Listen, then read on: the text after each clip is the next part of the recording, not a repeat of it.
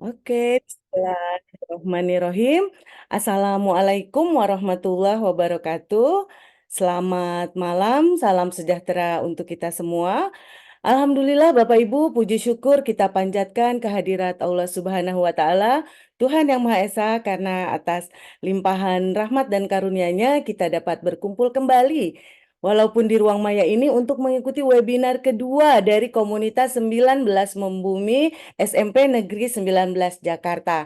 Pada malam hari ini tema kita adalah merancang dan melaksanakan asesmen formatif serta tindak lanjutnya.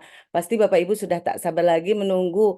Aduh sayang sekali ini Pak Dadi, Bu Farida yang daftar sebenarnya sudah banyak karena ada kendala teknis belum masuk semua sepertinya. Nanti nggak apa-apa ya Pak ya Bu, nanti kita buat lagi, kita rancang lagi. Sebelumnya saya ucapkan selamat datang kembali tentu saja dan terima kasih kepada Bapak Ibu semua yang telah bergabung di komunitas 19 Membumi. Silahkan Bapak Ibu mengajak rekan sejawat yang belum bergabung pada webinar ini, karena saya pastikan bahwa webinar ini sangat bermanfaat untuk kita semua.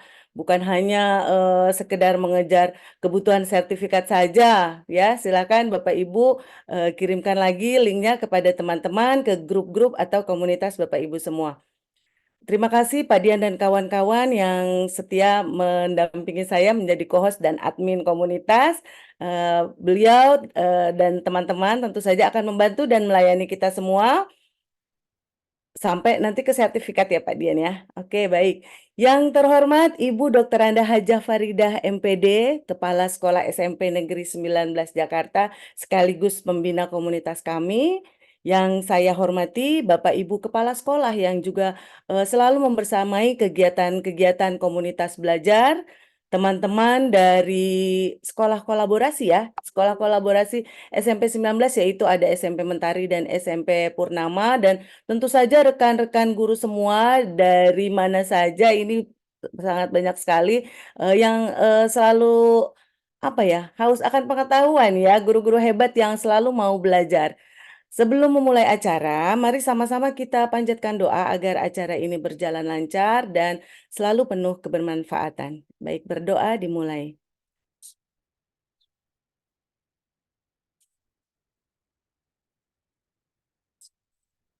Selesai.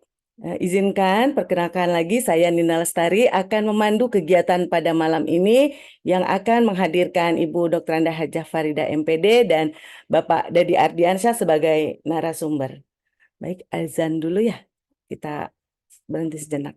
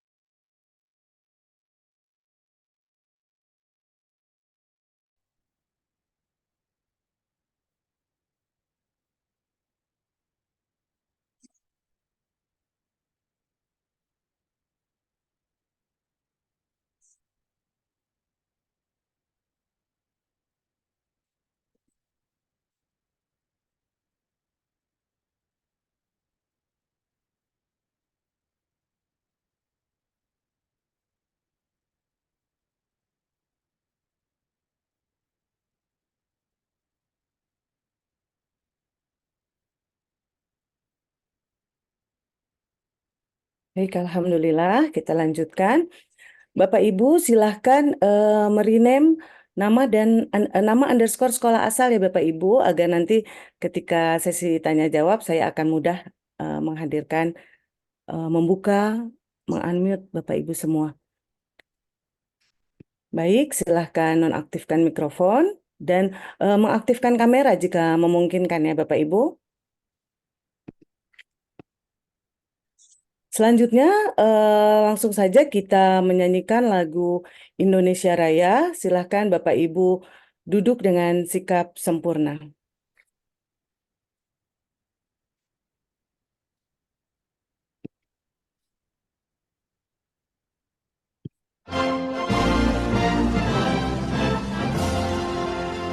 Indonesia tanah airku, tanah tumpah darahku. Di sanalah aku berdiri, jadi pandu ibuku.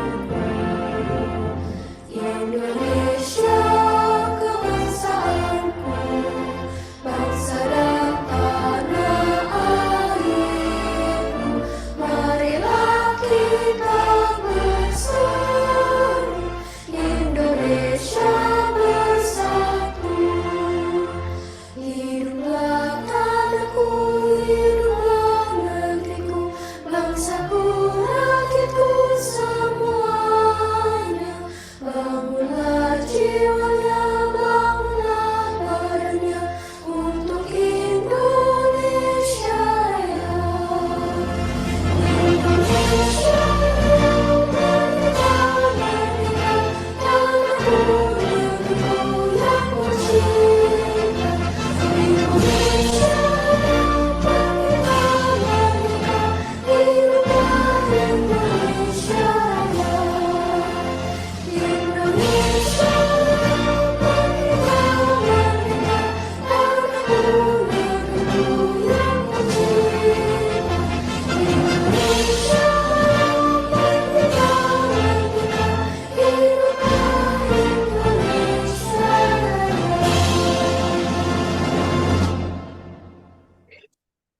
Terima kasih Bapak Dian dan kawan-kawan. Baik Bapak Ibu hadirin sekalian, selanjutnya langsung saja kita sambut Ibu Dr. Anda Hajah Faridah MPD untuk memberikan materi, arahan, dan motivasi kepada kita semua. Kepada Ibu Faridah, saya persilahkan. Terima kasih Bu Nina. Assalamualaikum warahmatullahi wabarakatuh.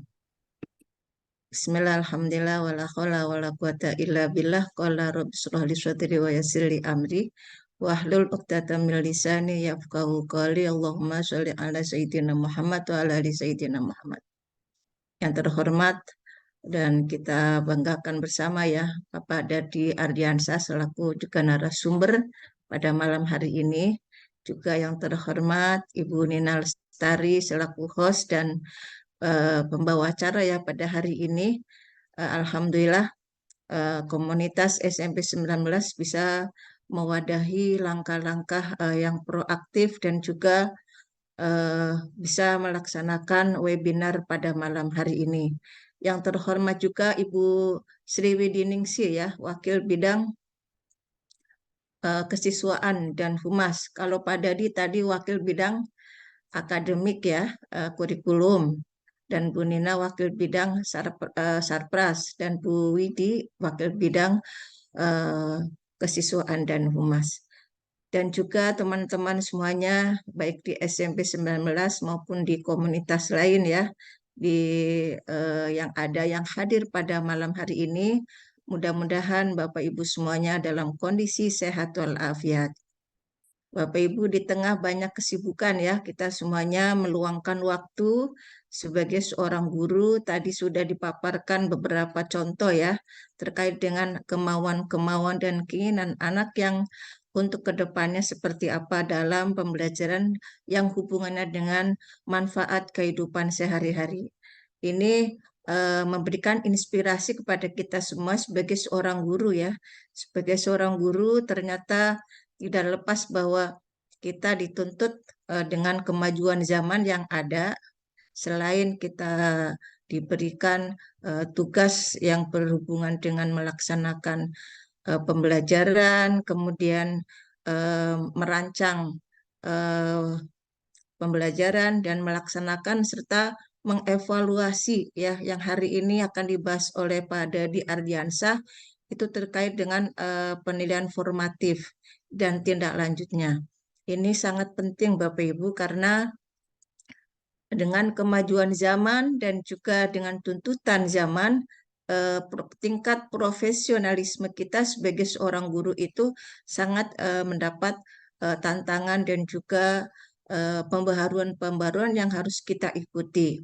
Nah, dengan adanya tantangan ini, kita tidak bisa berdiam diri. Artinya kita harus mengupgrade diri kita sekaligus terus-menerus belajar sepanjang hayat dengan membuka diri, yakni mendengarkan beberapa webinar dan juga melihat perkembangan baru yang ada di aturan-aturan yang baru yang harus kita ikuti. Dengan adanya kurikulum, hadirnya kurikulum baru, menginisiasi kita semuanya dan menantang ya, memberi tantangan kepada kita semuanya bahwa kita memang harus meningkatkan kompetensi kita sebagai seorang guru. Kompetensi itu bukan hanya sekedar penampilan yang baik ya, artinya nanti akan diuraikan oleh Pak Dadi Ardiansah tentang eh, nilai penilaian formatif ini menunjukkan beberapa kreativitas sekaligus eh, nilai-nilai apa yang harus kita emban di dalam pengolahan nilai serta tindak lanjutnya. Yang jelas, penilaian formatif itu harus ada tindak lanjutnya sehubungan dengan kompetensi dan juga eh, tindak lanjut yang harus kita ukur dari mulai penilaian formatif dan juga tindak lanjutnya. Selain itu, Bapak Ibu, kita juga dalam peningkatan kompetensi seorang guru, kita harus meningkatkan kedisiplinan terkait dengan kepribadian, juga dimensi-dimensi penguasaan materi yang bisa ditampilkan kembali kepada orang lain. Ini contoh yang baik dari Pak Dadi dan teman-teman ya, bahwa dengan adanya webinar ini bukan hanya ilmu yang ditanamkan itu bukan hanya untuk diri sendiri, tapi kita berusaha untuk dikolaborasikan kembali kepada halayak agar apa yang kita dapati itu bisa bermanfaat dan sekaligus bisa memberikan inisiasi kepada yang lain juga. Ini di sini juga sudah ada hadir di tengah-tengah kita ya kolaboratif kita ada Bapak dari SMP Purnama dan juga SMP Mentari. Mudah-mudahan mereka juga bisa bergabung dalam acara ini. Saya mengucapkan terima kasih, selamat datang dan selamat bergabung kembali di forum-forum webinar seperti ini. Bapak Ibu, sekali lagi dengan adanya peningkatan keprofesional guru dan juga memiliki beberapa hal. Yang pertama saya berpesan bahwa dengan adanya webinar seperti ini, memahami tuntutan standar profesional yang ada. Karena kurikulum baru itu kurikulum kita sikapi bahwa ini adanya perubahan kurikulum baru itu bukan menjadikan kita itu banyak beban ya. Kemarin Pak Dadi sudah menerangkan masalah perangkat pembelajaran yang berbasis IT. Ini juga memberikan support pada kita semuanya bahwa ternyata memang IT itu sangat mempermudah dan menunjang pelaksanaan webinar pada hari ini. Setelah ada merancang pembelajaran, kita juga ada melaksanakan pembelajaran yang variatif dan yang sekarang akan dipaparkan adalah tentang penilaian formatif. Nah, penilaian formatif ini Bapak Ibu tindak lanjutnya akan kita simak bersama sehingga kita paham betul ya yang dimaksud formatif itu seperti apa dan akan kita laksanakan tindak lanjutnya seperti apa yang jelas tidak seperti sama dengan yang lalu. Nah, karena tidak sama dengan yang lalu ini, kita harus mencapai beberapa pembelajaran yang harus kita temui, yaitu mencapai kualifikasi dan kompetensi yang dipersyaratkan. Karena di dalam formatif itu ada persyaratan-persyaratan dan syarat-syarat yang harus kita ikuti. Itu yang menunjukkan bahwa kita nanti ada peningkatan profesionalisme. Kemudian membangun hubungan kesejawatan dengan yang lain dan luas untuk melalui forum-forum organisasi, melalui MGMP, melalui MKKS, atau melalui forum-forum apapun, itu bisa mengajak kita semuanya untuk berbagi dan meningkatkan kompetensi dan peningkatan profesionalismenya. Kemudian mungkin yang keempat adalah bisa menimbulkan etos kerja, ya, dengan adanya webinar seperti ini. Mungkin bagi orang yang haus wawasan dan peningkatan profesi itu akan banyak menerima, ya, bahwa oh ternyata dengan inisiasi dari sekolah lain bisa memberikan masukan kepada kita semua terkait dengan peningkatan kompetensi. Kemudian yang terakhir itu dengan adanya etos kerja dan juga hubungan kerja, maka ada yang namanya berinovasi. Nah, inovasi-inovasi ini yang akan kita harapkan mungkin yang di SMP 19 inovasinya seperti ini.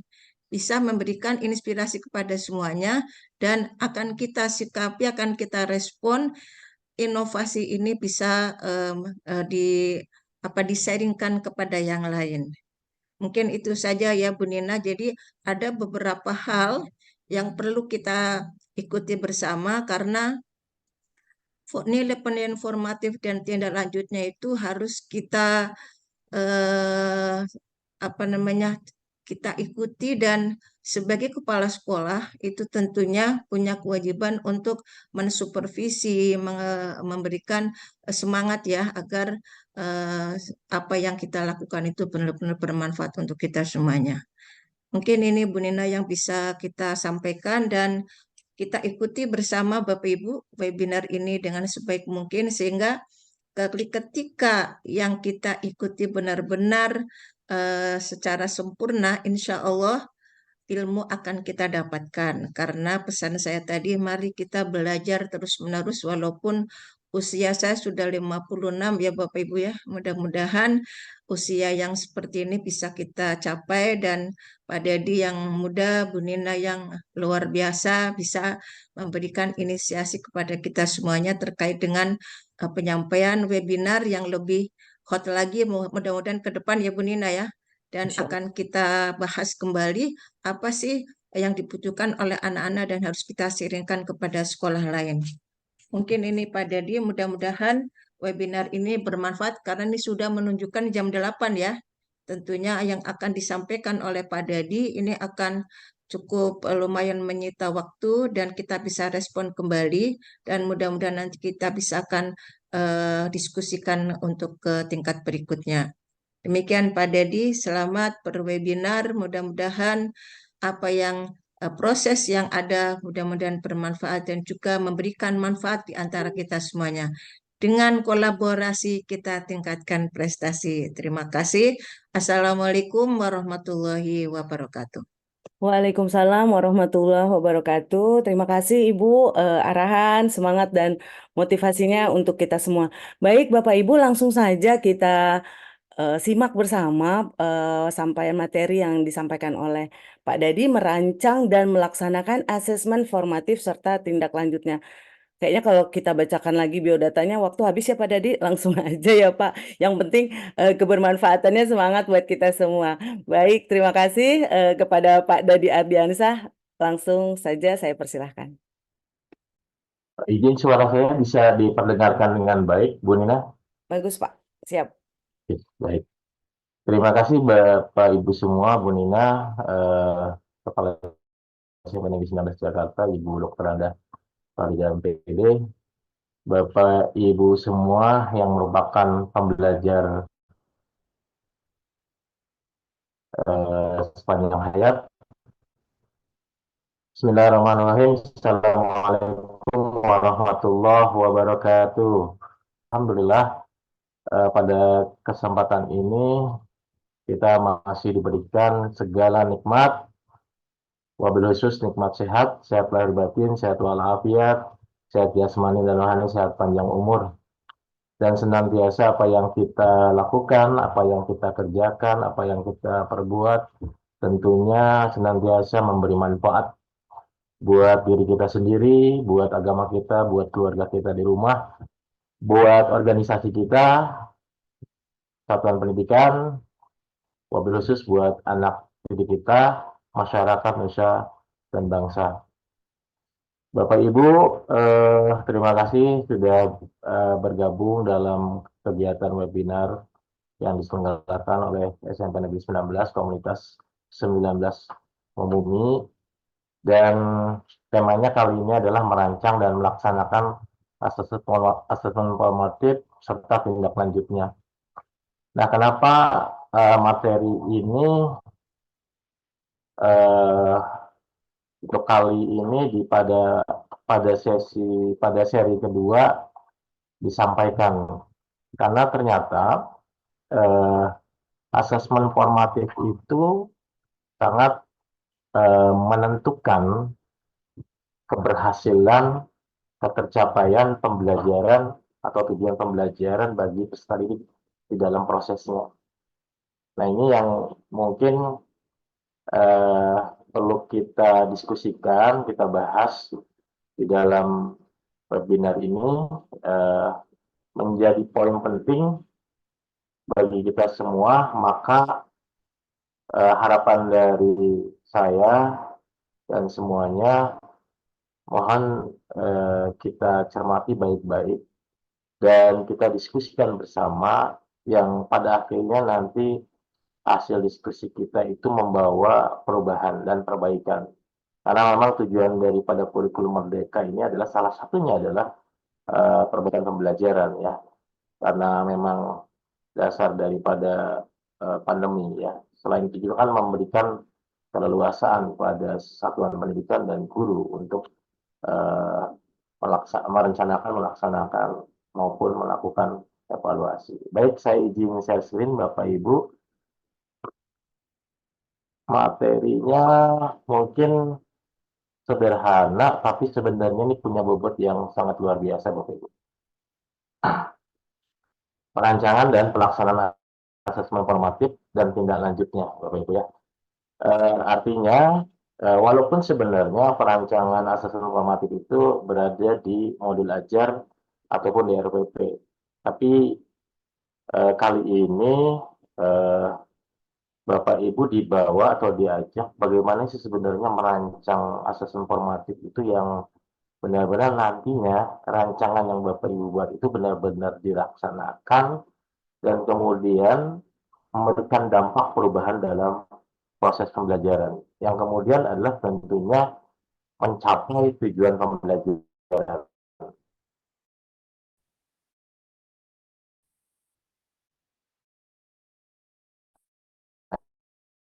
Ini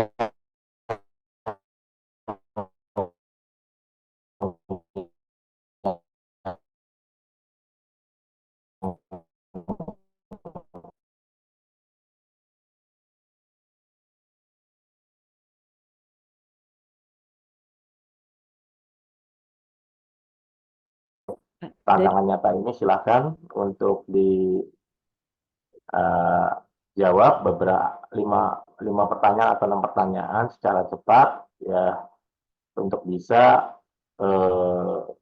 mengetahui tantangan nyata ini yang sudah dilakukan oleh Bapak Ibu selama ini. Silakan Bapak Ibu di scan barcode-nya dan mohon untuk tidak dijawab. Pertanyaan yang sangat sederhana, tapi ini pertanyaan ini menjadi tantangan buat kita, ya, untuk bisa memperbaiki apa yang harus kita lakukan dalam penilaian atau asesmen formatif. Silakan Bapak Ibu, saya beri waktu 5 menit saja untuk Bapak Ibu bisa menjawab tantangan nyata ini. Sambil saya nanti melihat responnya, Bapak Ibu, ya. Oke, silakan. Semua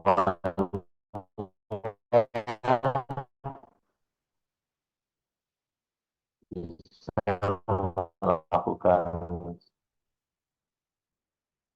scan barcode untuk bisa menjawab. eh,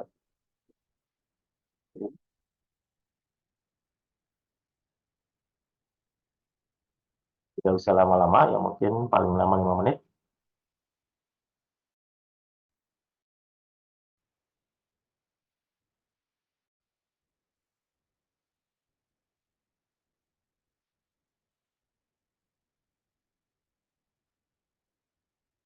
Sudah ya, kira-kira kita coba mau.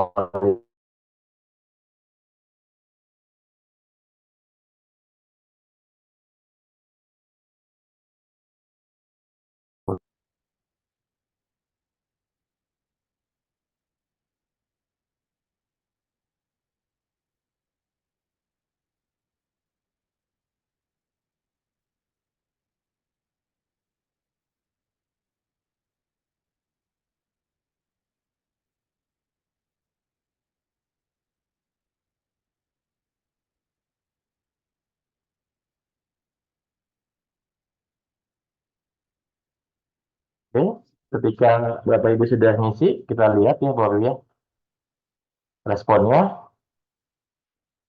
Eh, Mungkin Bu Nina minta bantuan untuk kirim linknya ya di chat biar tetap berjalan. Oke, siap. Oke. Pertanyaan pertama, apakah Bapak Ibu mengalami kesulitan dalam merancang asesmen formatif ya? Kalau kita lihat yang sulit masih banyak ya, sekitar 33%. Yang menjawab sangat sulit belum ada ya. Oh, itu. Apakah Bapak Ibu mengalami kesulitan dalam melaksanakan? Biasa saja ya, tapi masih ada yang sulit ya, tapi seimbang dengan yang mudah nih. Walaupun ini respondennya baru 22 eh, responden ya Bapak Ibu. Oke, sambil berjalan, bagaimana cara Bapak Ibu melaksanakan asesmen formatif dalam pembelajaran ya Bapak Ibu? Melaksanakan dalam proses pembelajaran, ini warna biru. Oke, yang warna merah melaksanakan setelah proses pembelajaran, yang warna orange melaksanakan di dalam proses dan setelah proses pembelajaran. Artinya, eh, pelaksanaan asesmen formatif juga masih ada yang belum dipahami secara penuh ya, karena di sini terbukti yang menjawab eh, melaksanakan dalam proses pembelajaran baru sekitar 24%. Artinya ada sekitar 75% yang masih belum bisa memahami pelaksanaan eh, asesmen formatif ya Bapak Ibu. Oke, ini walaupun ini baru 44%. Kemudian apakah apa yang Bapak Ibu lakukan dalam merancang asesmen formatif ya? Ada yang menggunakan langsung dari asesmen murid. Jadi sekali lagi Bapak Ibu juga bisa menggunakan asesmen itu di dalam PMM ya. Kita menggunakan langsung, ada juga yang ATM, ada juga yang membuat secara mandiri. Alhamdulillah di sini trennya bagus untuk yang responden membuat secara mandiri ya. Lumayan bagus 40%. Walaupun ada yang warna merah ini ya langsung menggunakan dari sumber lain. Oke, nomor 5, apakah Bapak Ibu melakukan tindak lanjut berdasarkan hasil asesmen formatif? Nah, warna biru tidak muncul ya, tapi yang kadang-kadang nih ya, kadang-kadang ini cukup besar ya. Artinya eh, kalau melihat tren responden di sini, eh, harusnya kan normatifnya setiap pembelajaran itu mesti ada anak-anak yang belum mencapai tujuan pembelajaran ya. Secara otomatis pasti ada tindak lanjut di dalam prosesnya. Pasti ya, masih dalam setiap pertemuan ya. Artinya dari data ini jelas artinya perlu ada pemahaman juga terkait dengan tindak lanjut ya. Oke. bagus. Ini real ya Bapak Ibu, real dari data real yang walaupun respondennya baru masuk 70. Dan ini problem kita bersama, akan kita bedah di di materi kita dan kita diskusikan bersama. Terakhir, apakah asesmen formatif yang Bapak Ibu susun sesuai dengan kebutuhan murid? Ya, nah nanti kita buktikan apakah memang asesmen formatif yang Bapak Ibu rancang itu benar-benar sesuai dengan kebutuhan murid. Artinya, kalau Bapak Ibu nanti membuat asesmen formatifnya sesuai dengan kebutuhan murid, itu sudah menandakan eh, langkah-langkah pembelajarannya itu mengarah pada pembelajaran terdigitalisasi. Kira-kira Bapak Ibu gitu. Oke, kembali yang ke atas tadi, eh, yang nomor 3 ya. Ini masih sama ya. Ada yang makan tidak memahami ya warna hijau ini. Ini luar biasa. Artinya gap-nya cukup luar biasa. Artinya ini problem kita bersama ya.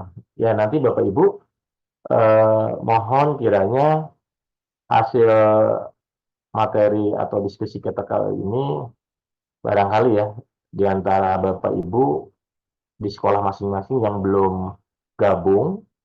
Nah, Bapak Ibu sebagai agent ya, agent perubahan di sekolah masing-masing bagaimana bisa meyakinkan supaya asesmen formatif itu benar-benar berjalan di sekolah Bapak Ibu dengan baik ya, sesuai dengan konsep penilaian atau asesmen formatif dan berdasarkan aturan. Baik, ini cukup saya close dan ini sebagai bukti real ya, fakta bahwa kita semua masih kalau dari 6 pertanyaan itu kalau di rata-rata 50% ya masih ragu tentang merencanakan asesmen formatif maupun melaksanakan asesmen formatif, bahkan rencana tindak lanjutnya pun mungkin masih ada keraguan apa yang harus dilakukan. Oke, baik, saya stop dulu, izin share materi lagi.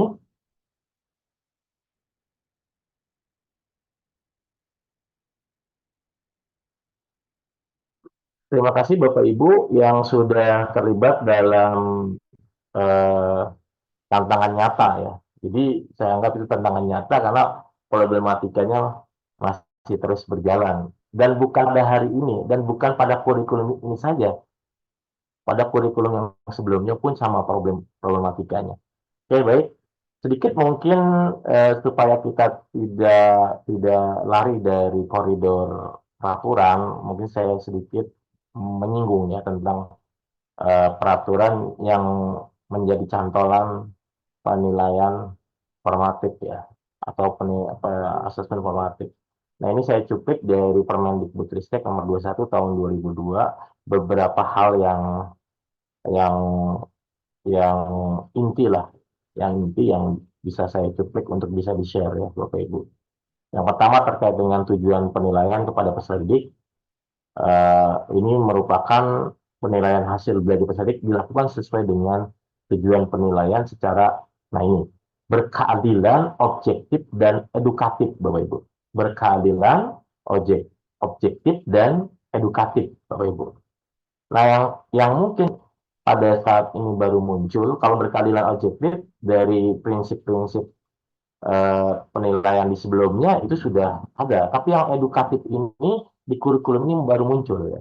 Artinya apa? Ini menekankan pada penilaian proses Bapak Ibu, yaitu penilaian formatif.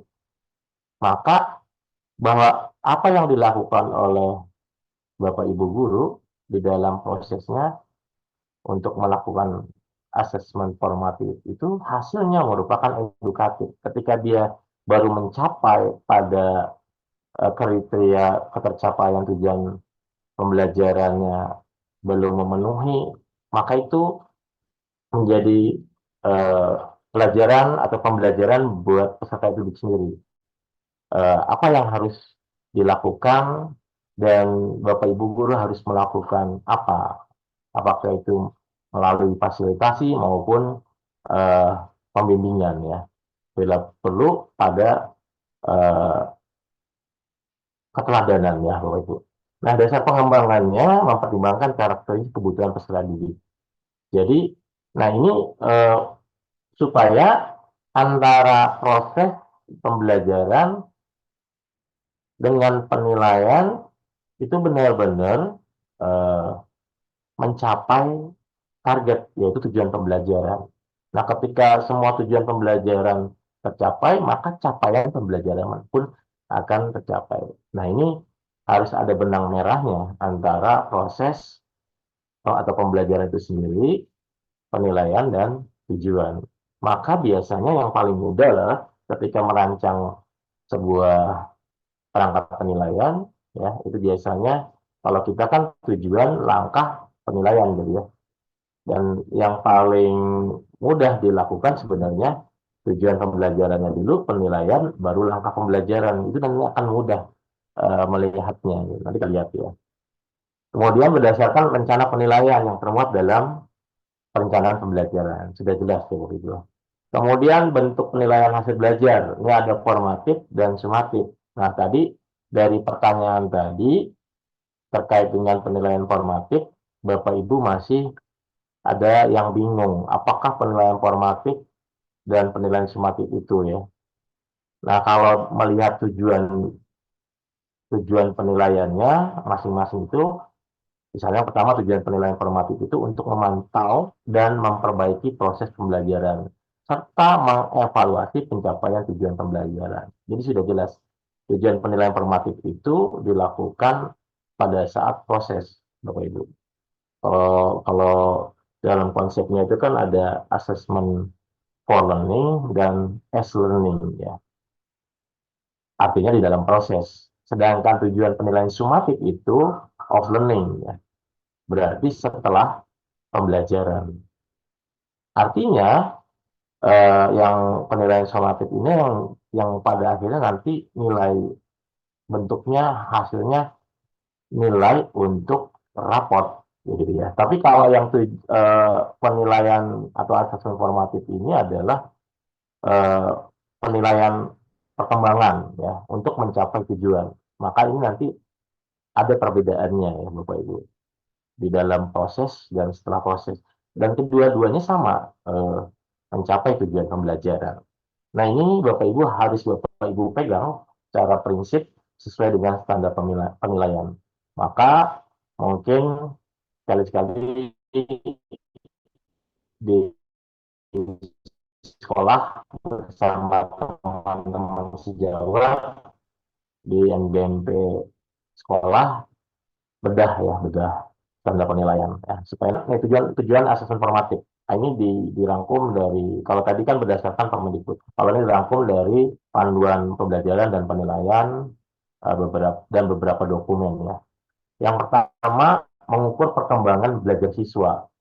Bapak Ibu, artinya apa? Asesmen formatif itu digunakan untuk memantau dan mengukur perkembangan belajar selama proses pembelajaran berlangsung. Jelas Bapak Ibu ya. Jadi eh, pelaksanaannya berbarengan dengan langkah kegiatan pembelajaran, Bapak Ibu. Saya ulang, pelaksanaan asesmen formatif itu berbarengan dengan langkah-langkah atau kegiatan pembelajaran yang dilakukan oleh siswa. Nah, tujuan yang kedua, mendukung perbaikan pembelajaran. Nah, sesuai dengan tujuan kurikulum ini ya, maka asesmen formatif itu digunakan untuk mengidentifikasi area yang perlu diperbaiki dalam proses pembelajaran. Nah, biasanya dengan menggunakan hasil-hasil formatif, guru dapat mengadopsi strategi. Jadi hasil selama proses itu bisa terpantau progresnya pembelajaran. Bapak Ibu bisa langsung uh, mengubah strategi pembelajarannya, gitu. Atau ada skenario kedua ya bagi siswa-siswa yang belum mencapai KKP-nya kan Bapak Ibu. Ini tujuan yang kedua. Tujuan yang ketiga adalah memberi umpan balik. Ya, hasil asesmen formatif memberikan umpan balik kepada siswa dan guru. Jadi bukan hanya ke siswa, tapi kepada guru yang nantinya kalau bagi guru menjadi rekomendasi pada perencanaan pembelajaran berikutnya. Kalau bagi siswa sudah jelas sejauh mana kriteria ketercapaian tujuan pembelajaran yang sudah dicapai. Maka ketika dia belum mencapai KKP-nya, apa yang harus dilakukan? Gitu ya, Bapak Ibu. Terus apa yang dilakukan oleh guru dengan peran yang tiga, gitu ya, pembimbingan, fasilitasi dan keteladanan. Tentunya umpan balik ini tentang kekuatan tadi dan kelemahannya ya. Lanjut, tujuan yang keempat ini menginformasikan pengambilan keputusannya. Artinya apa? Asesmen formatif memberikan informasi ya yang bermakna. Maka otomatis sejalan dengan kegiatan pembelajaran yang bermakna, ya Bapak Ibu. Nah, informasi ini menentukan bagi guru ya atau digunakan oleh guru untuk menentukan langkah-langkah selanjutnya dalam pembelajaran ya, mohon maaf, pembelajaran oleh siswa. Jadi Bapak Ibu sudah jelas dari dari empat tujuan ini, dari keempat-empatnya selalu bicara di proses ya. Maka secara otomatis eh, asesmen formatif ini menentukan ketercapaian ya, ketercapaian tujuan pembelajaran melalui kriterianya atau yang kita kenal saat ini adalah kriteria ketercapaian tujuan pembelajaran Bapak Ibu. Baik, saya lanjut. Nah, ini sebagai quote saja Bapak Ibu, bahwa fasilitasi, keteladanan, dan pembimbingan oleh pendidik menentukan keberhasilan pembelajaran peserta didik. Jadi peran pentingnya ada di kita Bapak Ibu. Bagaimana memfasilitasi pembelajaran, kemudian asesmen formatifnya ya Bapak Ibu. Fasilitasi itu kan bisa fasilitasi sumber medianya, fasilitasi guiding pembelajarannya, perintahnya, biasanya menggunakan lembar kerja atau LKPD. Ya. Keteladanan itu bisa saja ketika anak-anak dituntut tentang karakter, ya, keterampilan proses, maka seorang guru juga harus memberikan keteladanan ya untuk menjadi contoh anak untuk bisa bernalar kritis. Kalau itu mengacu pada dimensi karakter profil Pancasila. Kalau keterampilan prosesnya, misalnya percakapan abad 21 juga bisa ya. Dan yang tidak kalah penting adalah pembimbingan Bapak Ibu. Maka ketika tadi di dalam prosesnya setelah dilakukan asesmen formatif, ada peserta didik yang belum memenuhi kriteria atau belum mencapai KKP-nya, maka strategi salah satunya peran guru adalah melakukan pembimbingan. Nah, ini ada hubungannya dengan pembelajaran terliterasi, Bapak Ibu. Karena nanti asesmen formatif ini mengukur juga kesiapan siswa ya di awal, ya. Dan kemudian mengukur peserta didik juga dalam prosesnya. Maka sekali lagi ini menentukan keberhasilan, peran Bapak Ibu menentukan keberhasilan pembelajaran peserta didik. Nah, ini yang saya maksud bagaimana sih perancangan asesmen formatif dan rencana, oh itu ketutup ya Bapak Ibu, rencana tindak lanjut ya, videonya tertutup ke bawah. Bapak Ibu, ini saya contohkan satu mata pelajaran informatika ya. Tapi yang Bapak Ibu pahami bukan konten ya, konten informatikanya, tapi bagaimana alur kita merancang asesmen formatif ya, dan bagaimana hubungannya nanti dengan kegiatan pembelajaran, dengan tercapaian tujuan pembelajaran Bapak Ibu. Nah, saya contohkan di sini mata pelajaran informatika. Nanti kita coba contohkan mata yang lain. Nanti saya butuh keterlibatan Bapak Ibu ya untuk simulasi dari awal ya, dari awal untuk merancang penilaian formatif ya. Nanti mungkin salah satu dari peserta bisa terlibat dalam merancang ini ya Bapak Ibu. Nah, satu contoh Bapak Ibu, tujuan pembelajarannya di fase D, elemennya analisis data. Peserta didik dapat menganalisis dan menginterpretasi data dalam kehidupan sehari-hari. Nah, TP ini sudah mengakomodir pembelajaran terdigitalisasi. Kata kuncinya adalah dalam kehidupan sehari-hari.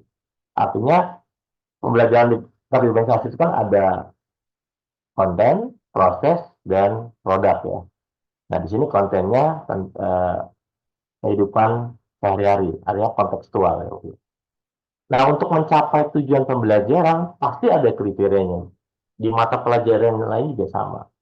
Ketika tujuan pembelajarannya misalnya eh, diperkaya,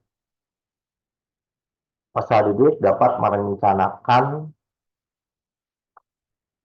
membuat produk kerajinan dari bahan alam misalnya.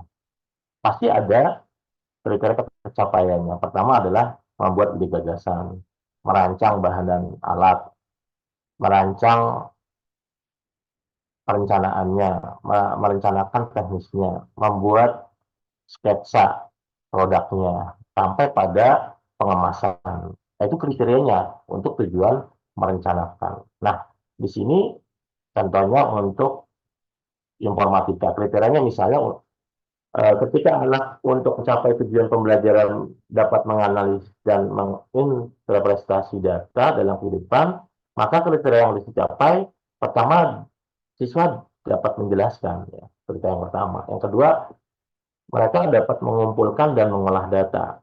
Artinya setelah dia memahami konsep tentang data, maka mereka mampu kriterianya mengumpulkan dan mengolah data.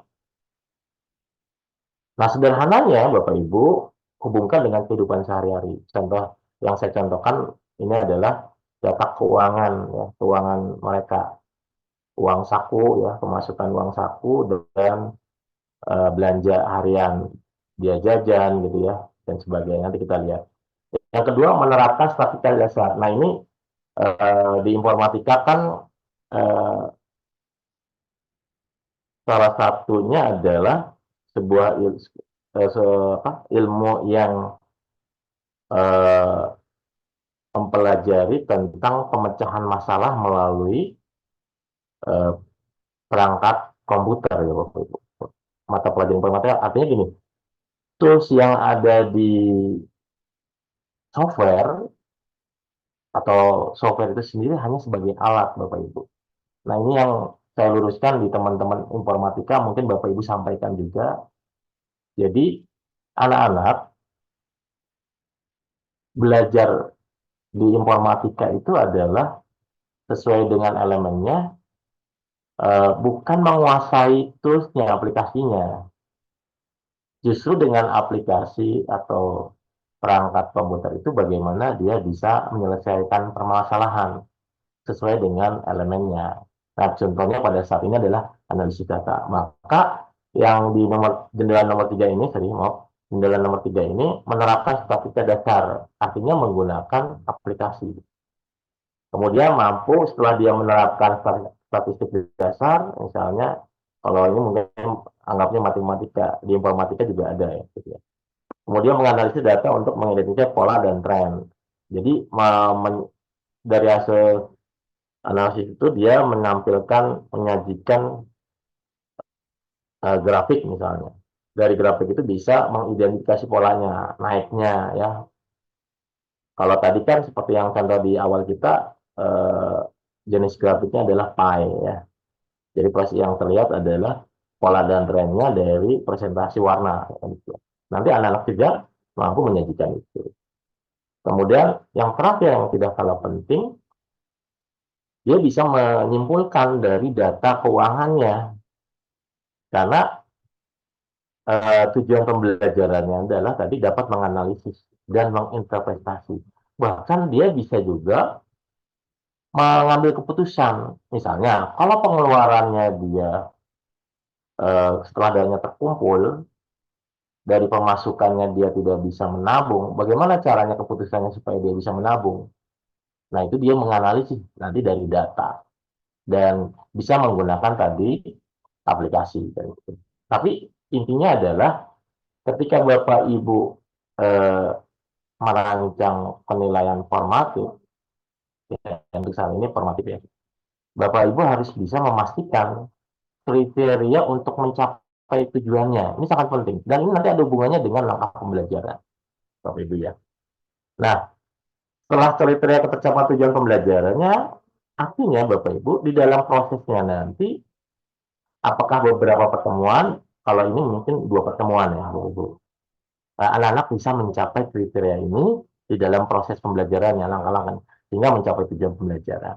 Nah, kalau kita lihat langkah pembelajarannya, Bapak Ibu lihat, perhatikan sebelah di kolom keempat, ya. Contoh misalnya kriteria yang pertama, menjelaskan konsep dan peran data.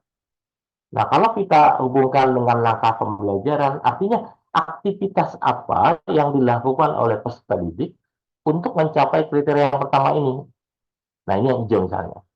Peserta didik membaca materi tentang konsep peran data dan analisis data pada buku ya, siswa bab 5 ya, dan menyimak. Jadi di sini juga ada dua media yang disajikan, buku dan tayangan video. Tapi di sini belum cukup karena mereka baru hanya mengakses dia. Nah, maka perlu ada yang kedua untuk meyakinkan apakah dia paham. Nomor 2 ini paham, maka peserta didik menjawab pertanyaan. Harusnya ini bisa dihadirkan pertanyaannya. Kalau Bapak Ibu bisa menghadirkan formnya lebih baik, ya, medianya dengan Gform seperti tadi. Ya, artinya 2 langkah ini untuk mencapai kriteria yang pertama yang warna biru. Ya. Kemudian kriteria yang kedua, mengumpulkan dan mengelola data. Yang dilakukan siswa dalam pembelajaran apa? Nih, peserta didik mengumpulkan fakta terkait dengan data keuangan sehari-hari dalam seminggu dan menyimpulkan sementara. Artinya gini, dia menuliskan dalam sebuah tabel, nanti ada LK-nya, satu, pemasukannya. Nah, ini kan dalam seminggu ya, dalam seminggu. Misalnya dari Senin sampai Minggu, ya kan? Dia apa? Dia ya untuk sementara ditulis di buku dulu Bapak Ibu ya, untuk secara manual dulu. Dia tulis di buku. Nah, ini contohnya Bapak Ibu. Nah, ini contohnya ya. Dan ini eh, dalam perintahnya membuat tabel terserah ya. Seperti apa persepsi dia. Dan ini eh, terkait dengan pembelajaran terdiferensiasi sangat jelas kontennya apa? Yaitu tentang keuangan sehari-hari. Jelas nih kontennya. Ya Bapak Ibu, jelas. Artinya ketika Bapak Ibu menghubungkan antara kriteria dan langkah, ya, secara kontekstual kehidupan sehari-hari sudah jelas itu berarti menghadirkan konten, ya. Maka pembelajaran terdiferensiasi sudah terakomodir. Jadi ini sekali lagi Bapak Ibu, kenapa materi ini memang disajikan, karena materi ini akan nyambung ke pembelajaran terdiferensiasi, KKPP dan seterusnya. Gitu ya Bapak Ibu. Ini contoh ya. Kembali lagi ke ke atas ya. Contoh lagi misalnya tadi mengumpulkan ya, yang nomor 3, contohnya tadi, kemudian menerapkan statistik dasar. Jadi peserta melakukan input data pada aplikasi Sheet. Sheet ini macam-macam, bisa Excel, bisa Google Sheet, dan sebagainya. Melakukan operasi statistika. Misalnya, kemudian nanti ada di LK1, ya. Itu kira-kira. Nah, jadi ketika anak melakukan langkah kegiatan melakukan input data ke dalam tabel aplikasi Sheet, berarti menjawab kriteria ketiga. Gitu. Artinya Bapak Ibu, dalam menyusun langkah pembelajaran, pastikan bahwa langkah pembelajaran itu adalah kegiatan siswa untuk mencapai kriteria tujuan pembelajaran. Gitu. Yang sering sekali ini tidak matching ya. Apalagi kalau Bapak Ibu misalnya ngadopsi dari mana-mana gitu ya. Dan itu harus diperhatikan. Nah, kalau Bapak Ibu membuatnya dari awal, itu dipastikan memahami dulu tujuan pembelajaran. Ini udah kita bahas kemarin ya. Dan harus memahami juga CP, bagaimana cara membedah CP. Jadi ini sebuah rangkaian yang tidak terpisahkan. Ya. Lanjut lagi, kriteria yang keempat, menganalisis data yang warna kuning, mengenai data untuk mengidentifikasi pola dan tren.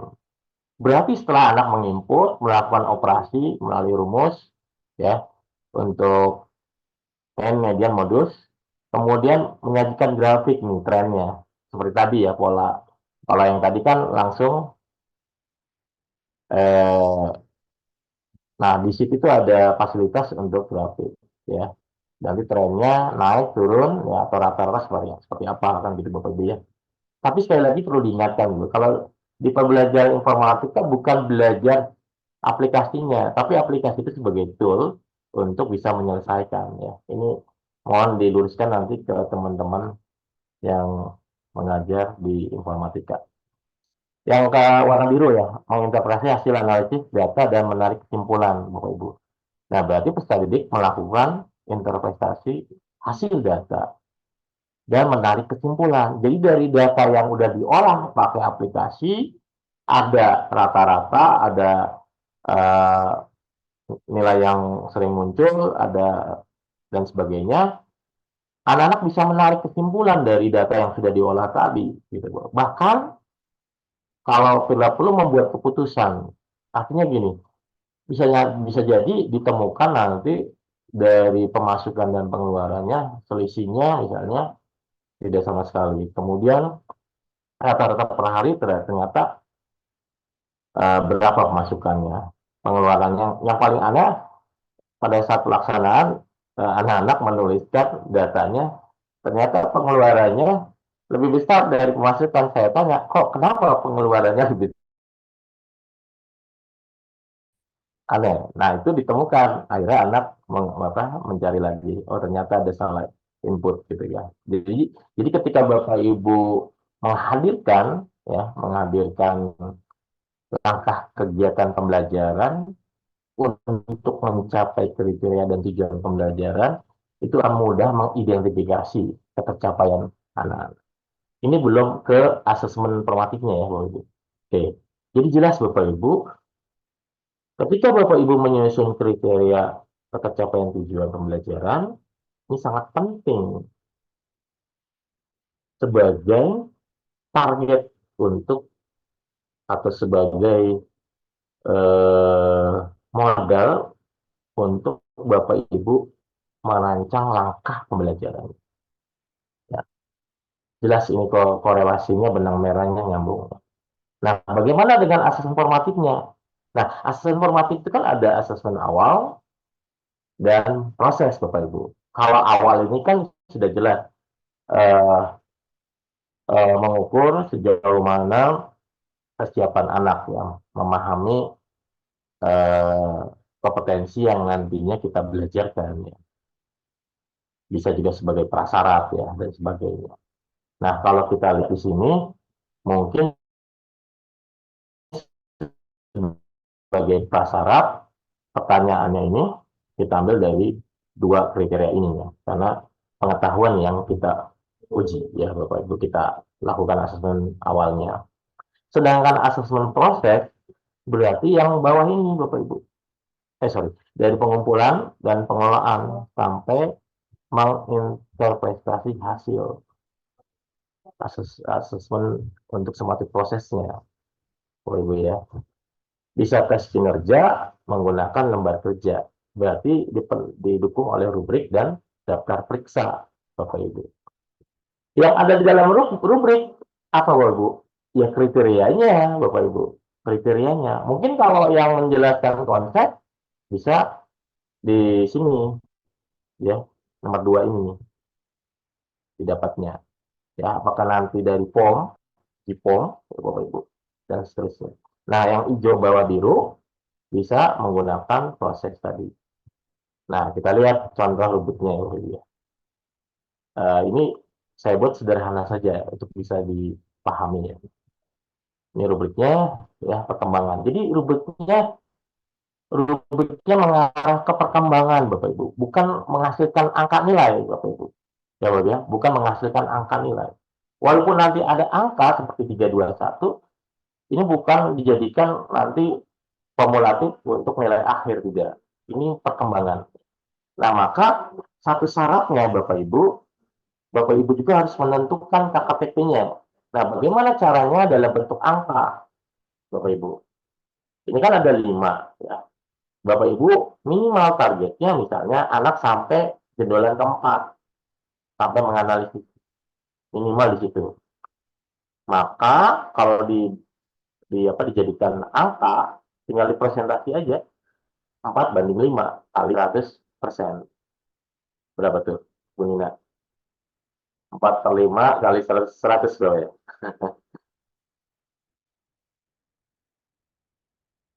80 ya? 80. Berarti KKPP-nya 80, Bapak Ibu. Berarti 80 itu sampai anak itu menganalisis data, gitu kira-kira. Kalau dia di dia apa, di ditampilkan dalam bentuk angka. Angka itu adalah persentase ketercapaian kriterianya. Nah, yang paling bahaya itu tiba-tiba ada angka. Angka itu dari mana? Kan gitu Bapak Ibu. Padahal angka itu dari kriteria ketercapaian tujuan pembelajaran nih yang ada di sini. Maka nanti Bapak Ibu ketika eh, menyusun perangkat ajar atau modul ajar, KKTP itu penting.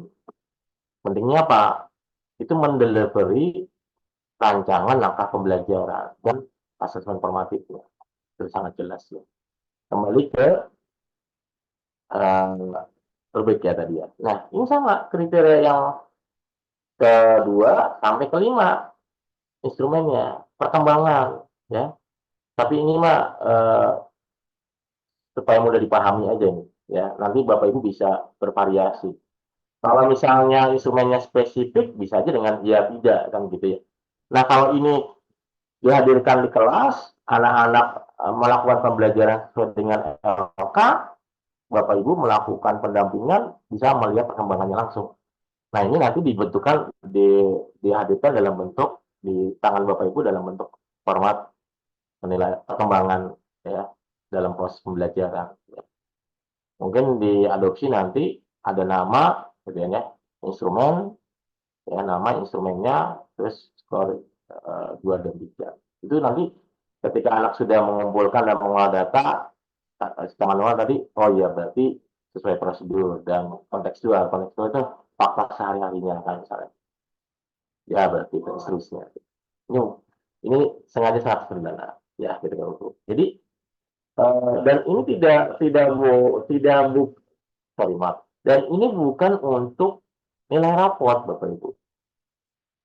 Ya Bapak Ibu, asesmen formatif itu tadi sesuai dengan tujuannya adalah melihat perkembangan hasil belajar peserta untuk mencapai tujuan pembelajarannya gitu melalui kriterianya tadi yang ada di KKTP tadi Bapak Ibu sangat jelas ya Bapak Ibu itu kira-kira.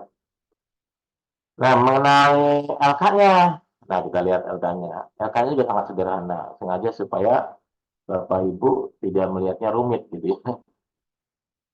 Nah, kelihatan nggak benar? LK-nya Boleh share lagi, Pak?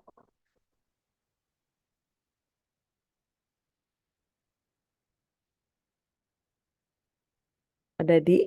nah, LK-nya sih sederhana nih. Nah, ya, yang tadi ada di pembelajaran ya, hanya saja nanti Ada di, sorry, boleh bentuknya boleh perintah. share lagi. Oh belum Ya, ya, belum terlihat ya. oke. Sorry, mohon. Nah, oke kelihatan? Sudah Oke, terlihat? oke. Oke, ini sederhana aja Bapak Ibu. Jadi LK-nya itu sendiri sebenarnya menuntun pembelajaran Bapak Ibu ya. Bukan LK isinya pertanyaan isian pemahaman atau materi. Jadi LK itu menuntun. Namanya lembaga kerja berarti menuntun kinerja peserta didik ya. Gitu. Maka isinya tidak jauh beda perintah yang harus dilakukan dalam kegiatan pembelajaran Bapak Ibu. Gitu kira-kira.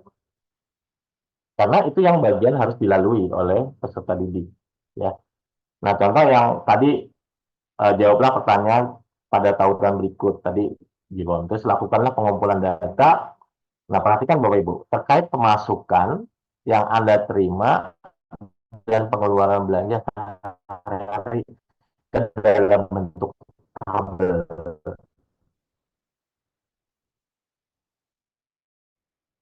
Bapak Ibu.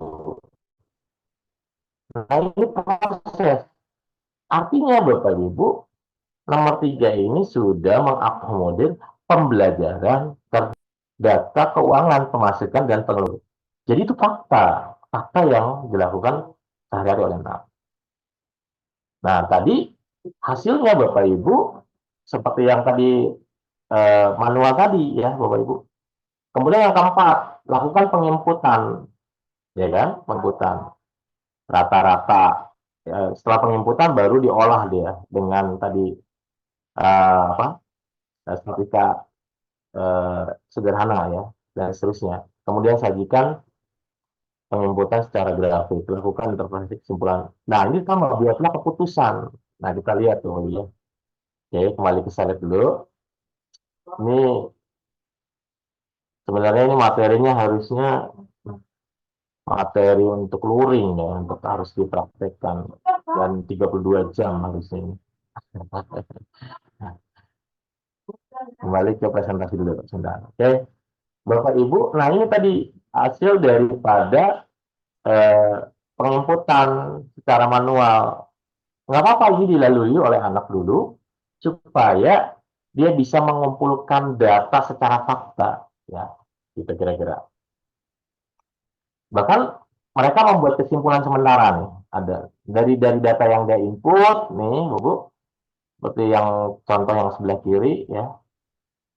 Walaupun sebenarnya kesimpulannya ada yang belum tepat ya, ada juga gitu. Misalnya gini, kesimpulannya adalah pengeluarannya sedikit, hemat uang ya. Saya dapatkan tidak sama dan sisanya untuk uang lumayan banyak. Ini bahasanya masih bahasa mereka ya nggak apa-apa ya, nanti nanti di dalam konteks masuk aplikasinya kita rapikan. Tapi ini nggak apa-apa mengakomodir kebutuhan anak-anak ya. Kemudian, nah ini dikasih komentar oleh temannya. Ini penting loh, Ibu. Ketika temannya melihat data teman yang lain, itu ada komentar. Komentarnya uang yang dikasih banyak, namun pengeluarannya sudah baik secukupnya. Tuh. Nah yang sebelah kanan, bentuk tabelnya beda lagi nih. Tuh. Keterangan debit kredit luar biasa, artinya dengan memberikan keleluasaan pada anak itu sebenarnya uh, memberi keleluasan pada anak sesuai dengan kemampuannya, Bapak Ibu. Artinya sekali lagi ini sudah mengakomodir pembelajaran terintegrasi. Ya, anak bisanya seperti ini ya nggak apa-apa. Yang penting komponen pemasukan dan pengeluarannya ada, ya. Bahkan ada saldonya ya. Ya, walaupun secara manual. Nah, di sini yang sebelah kanan menyimpulkan kesimpulannya boros, harus lebih irit, menyisakan uang untuk nabung. Nah, keputusannya saya harus mulai irit dalam apa tuh? Tutup ya. Komentar dari temannya nih, agar tidak boros dalam keuangan ya, apa nih? Ketutup ya. Oke. Jadi ini baru mereka melakukan analisis dengan data yang belum diolah, baru melihat data yang baru dikumpulkan Bapak Ibu. Kira-kira gitu. Dan itu yang tadi perintah nomor 3 ya. Nomor 2 dan 3. Sorry. Oke. Nah, kemudian dia input di dalam, nah ini, karena di perintahnya tadi datanya ada input dalam aplikasi. Artinya yang dia datanya yang dia dapat secara manual kan ini aja, uraian Selasa sampai Senin baru itu doang. Nah, olahannya ada di sebelah kanan rata-rata jumlah nilai tertinggi dan nilai terendah. Maka dia punya kesimpulan baru, Bapak Ibu, setelah diolah dan analisis. Bahkan dia punya keputusan baru. Saya tidak akan boros lagi dan akan lebih sering membawa bekal dari rumah daripada membeli jajan di kantin. Nggak apa-apa, itu artinya keputusan.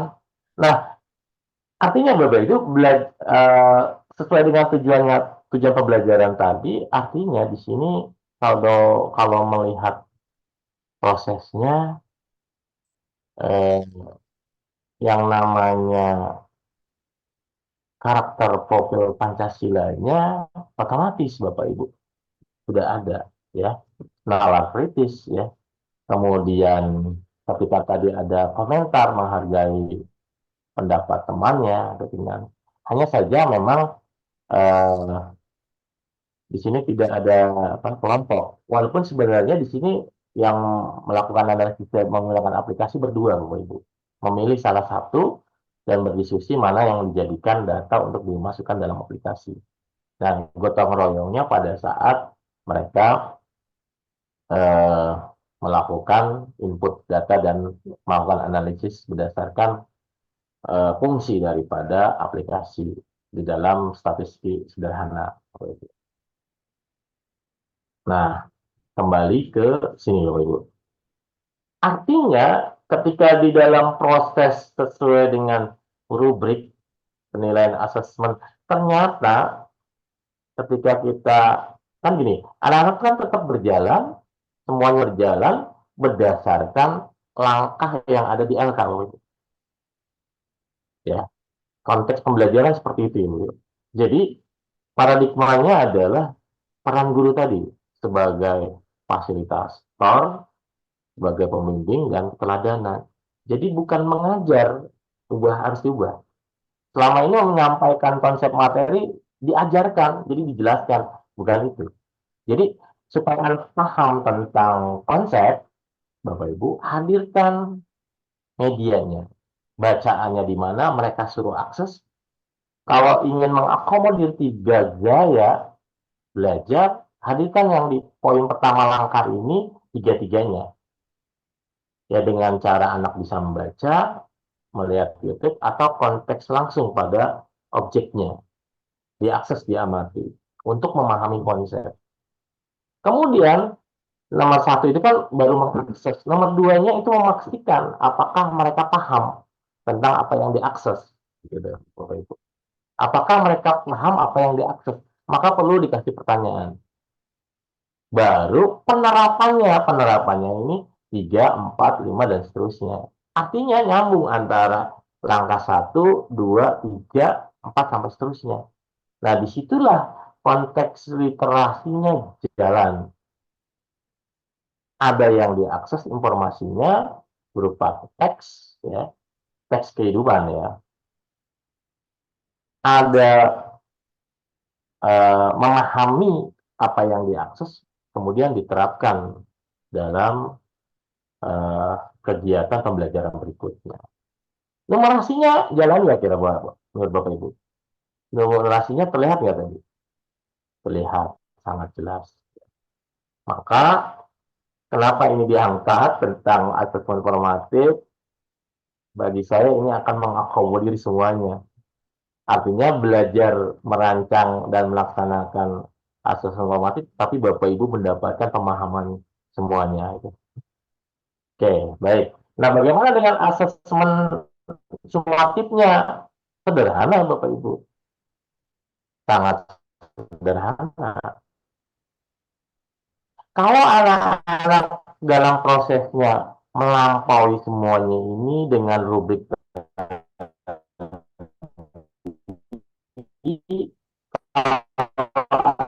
yang belum melampaui berarti ditindaklanjuti, kan gitu ya. Nah, bagaimana menindaklanjutinya? Itu kan pertanyaannya. Di dalam proses nih, kok anak dalam menginput manual di pertemuan pertama ada anak yang belum bisa membuat tabelnya. Ya peran Bapak Ibu mendampingi, membimbing begini. Yang lain tetap jalan. Ketika ada anak yang, nah bagi anak pengamatan observasi dalam atau observasi dalam asesmen formatif itu menjadi edukasi, membelajarkan kemajuannya dia. Oh, ternyata apa yang saya lakukan tadi kurang pas, berarti saya harus melakukan itu. Jadi harus memberikan dampak edukasi, itu penting. Kalau objektif sudah jelas ya, kira-kira. Nah, lanjut lagi Bapak Ibu, sekali lagi perlu adanya tindak lanjut untuk apa? Supaya kriteria untuk mencapai tujuannya ini tercapai di dalam proses. Kalau dia belum menyampai poin yang warna biru di kriteria, apa yang Bapak Ibu lakukan tindak lanjutnya? Gitu kan kira-kira. Kalau dia ternyata masih sampai jendelan 2, sampai hanya baru mengumpulkan, belum bisa apa, menggunakan aplikasi semua jalan. Nah, Pak, kan aplikasinya mereka baru tahu, misalnya gitu ya. Baru tahu. Banyak Bapak Ibu tutorial. Berikan saja tutorial. Biarkan mereka belajar dari tutorial, memahami dan melakukan sesuai dengan kemampuannya gitu. Dan kalau Bapak Ibu lihat tabel yang di aplikasi juga berbeda-beda bentuk dan sebagainya. Itulah mengakomodir kebutuhan siswa dan sesuai dengan kemampuan siswa. Itu yang penting. Oke, kita lanjut. Nah, tadi tindak lanjutnya. Nah, secara konsep begini Bapak Ibu, tindak lanjut. Hasil asesmen formatif. Berarti setelah Bapak Ibu melihat ya progres daripada hasil asesmen formatif, ini soal mohon maaf penulisannya ya, formatif, jangan F ya. Tapi nggak apa-apa, jadi perhatian gitu ya. Jadi Bapak Ibu berdasarkan hasil asesmen yang sudah Bapak Ibu rekam dari proses pendampingan atau pembimbingan, ya Bapak Ibu, maka eh, tindak lanjut apa yang Bapak Ibu lakukan ketika ada anak yang belum mencapai kriteria sesuai dengan rubrik yang Bapak Ibu lakukan. Mungkin pertama mengadakan bimbingan, ya siswa yang memerlukan bantuan tambahan akan diberikan bimbingan khusus sesuai dengan kebutuhan mereka.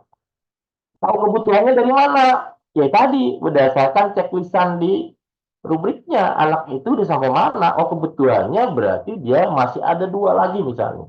Dia baru 60%. Kalau minimalnya 80%, ada 20% lagi. 20%-nya lagi yang mana? Berarti misalnya menggunakan aplikasi tadi. Lakukan pembimbingan.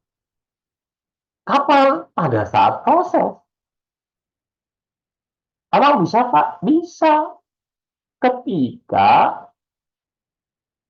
LK yang Bapak Ibu bangun, langkah kegiatan yang Bapak Ibu lakukan, itu semuanya kegiatan siswa. Maka perlu tadi guiding yang ada di LK. Tapi kalau kegiatan guru, gurunya ngajar di kelas, mentransfer ke knowledge, mengajar, bagaimana bisa membimbing siswa? Baru anak bertanya satu, berhenti. Yang lain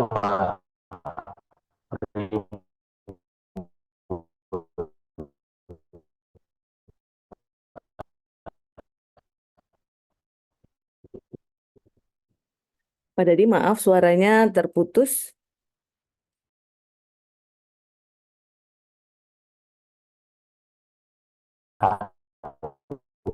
penting untuk menuntun anak melakukan kegiatan pembelajaran. Nah, tugas guru anak mencapai kriteria. Disitulah letak pelajaran terdiferensiasi. Itu artinya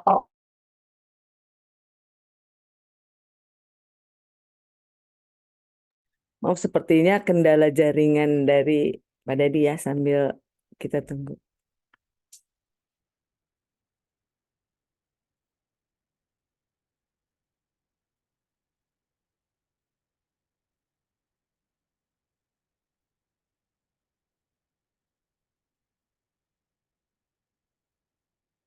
Bu Nina di mana tadi?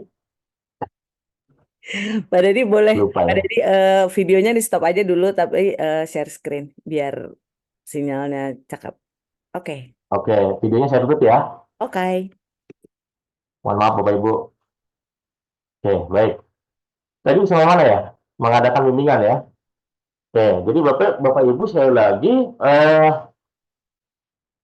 LKPD, langkah kegiatan peserta didik, Jika itu dilakukan sesuai dengan kebutuhannya, maka peran Bapak Ibu dalam pembinaan berjalan, Bapak Ibu, sesuai dengan kriteria yang akan dicapai ya, Bapak Ibu. Nah, tindak lanjut yang kedua, selain setelah melakukan akses formatif, Bapak Ibu bisa melakukan bimbingan. Yang kedua adalah penyesuaian pembelajaran. Maka Bapak Ibu, ketika di dalam prosesnya itu ada hal yang harus mengubah strategi, dipersilakan menyesuaikan pembelajaran. Misalnya, dilakukan tutor sebaya.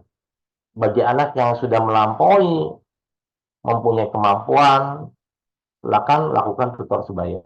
Maka strateginya berubah. Pendekatannya. Bapak Ibu bisa melakukan itu. Atau melakukan diskusi kelompok bagi anak-anak yang tadi belum mencapai. Dan dimotori oleh anak-anak yang sudah mencapai. Bisa begitu. Nah, yang ketiga, mengembangkan rencana tindak lanjut. Artinya apa?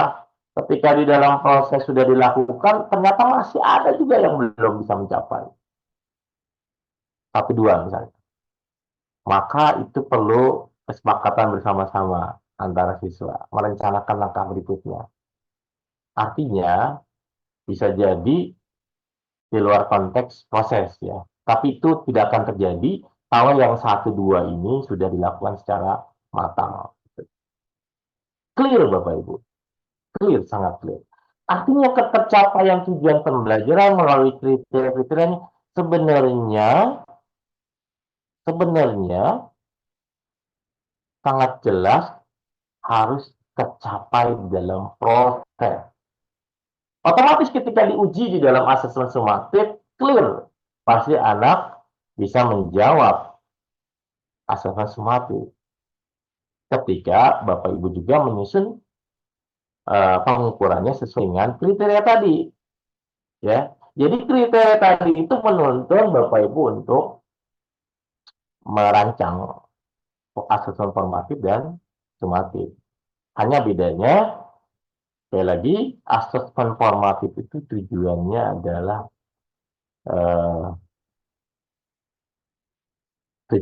adalah melihat progres ya, ketercapaian hasil belajar anak di dalam proses. Dan yang dilihat adalah perkembangan ketercapaiannya melalui kriteria-kriteria untuk mencapai tujuannya. Kalau itu sudah mencapai dalam proses, muncullah baru asesmen sumatif. Dan itu pun diukur berdasarkan kriterianya. Otomatis, seharusnya anak-anak itu nilai sempurna kalau proses asesmen formatifnya dilakukan secara ideal berdasarkan kriteria tujuan pembelajaran Bapak Ibu. Maka Bapak Ibu, manfaat daripada asesmen formatif dan pembelajaran, asesmen formatif membantu siswa memahami ketercapaian pembelajaran dan materi secara lebih mendalam. Yang kedua, mendorong peningkatan kinerja melalui upaya pembenahan berkelanjutan. Peningkatan apa? Kinerja siapa?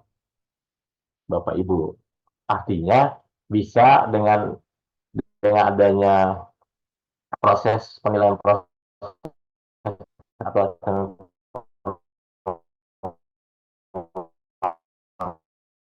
itu Bapak Ibu punya gambaran ke depannya ya, merencanakan ke depannya. Kemudian siswa mendapat, artinya apa? Dia tahu udah sampai mana. Sorry, putus lagi ya, Bu. Halo? Ada? Lanjut Pak, lanjut Pak. Oh, udah. Jadi yang nomor 3 ini siswa mendapatkan umpan balik yang mendorong mereka untuk terus berkembang dan belajar. Artinya apa? Ketika dia tahu sampai mana apa yang dilakukan, kriteria yang dicapai, berarti dia harus menambah terus kriteria yang harus dicapai untuk mencapai tujuan. Dan itu secara otomatis, kalau saja kita memfasilitasi sesuai dengan kebutuhan, pasti menyenangkan. Pasti menantang. pasti mendorong anak untuk kreatif. Dan itu sebagai amanah standar pembelajaran yang ada di Permendikbudristek nomor 16 tahun 2002, bahwa pembelajaran itu harus mendorong suasana interaktif, menyenangkan, sampai pada mereka dapat kreatif untuk menghasilkan sesuatu. Itu saja Bu Nina apa yang perlu saya sampaikan. Mudah-mudahan memberi manfaat dan mungkin nanti ada diskusi lebih jauh ya. Dan ini semata-mata bukan saya lebih tinggal, hanya lebih tahu saja ya. Lebih tahu saja sehingga ini bisa dibagikan oleh Bapak Ibu. Sebenarnya kalau Bapak Ibu yang lebih tahu, ya Bapak Ibu juga ada di sini sebagai narasumber. Itu saja. Terima kasih. Mohon maaf lahir batin. Assalamualaikum warahmatullahi wabarakatuh. Salam kebermanfaatan. Waalaikumsalam warahmatullahi wabarakatuh. Terima kasih banyak Pak Dadi yang sudah menyampaikan materi. Walaupun mohon maaf ya ada kendala di Zoom ini. Mohon maaf juga untuk Pak Dadi ini Pak, penggemar Bapak banyak WA saya ini nggak bisa masuk karena ternyata kapasitasnya sudah penuh. Bu Farida mohon maaf. Mudah-mudahan honornya MC nggak dipotong ya Bu ya. Ada kendala ini Bu. Baik Pak Dadi, terima kasih. Ini setelah mengikuti materi Pak Dadi ini mudah-mudahan teman-teman jadi apa ya? Bukan jadi tambah pusing ya Pak ya. Jadi mudah-mudahan menjadi lebih baik lagi untuk merancang asesmen formatif begitu ya Pak ya. Mungkin teman-teman masih banyak yang ingin ditanyakan. Langsung saja saya buka diskusi ya Pak ya. Diskusi tanya jawab 3 penanya dulu mungkin. Silakan. Bapak Ibu boleh raise hand, nanti saya buka mikrofonnya. Silahkan jika ada yang ingin ditanyakan, ingin didiskusikan bersama tentang asesmen formatif ini. Chatnya dibuka Bu Nina? Ya Pak? Oh, Ya Pak? Silakan Bapak Ibu chatnya yang ingin bertanya atau saya... di closing kali ya? Enggak. Kenapa Pak? Chatnya ya. Oh iya Pak Dian, boleh chatnya Dibuka. dibuka Pak Dian. Mohon maaf. Chatnya dibuka. Ah, ah. Dibuka kok Pak? Sudah dibuka. Ah, ah. Nanti materi kita share di grup WA komunitas, boleh? Silakan Bapak Ibu. Ini hanya terbatas jadi 300 peserta yang masuk. Yang lainnya marah-marah nih Bapak WA saya.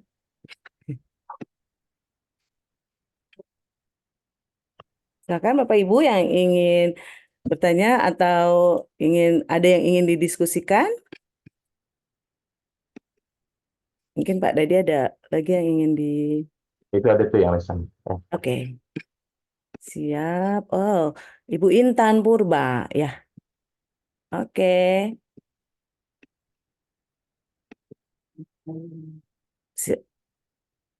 Bu Intan ingin bertanya, silahkan.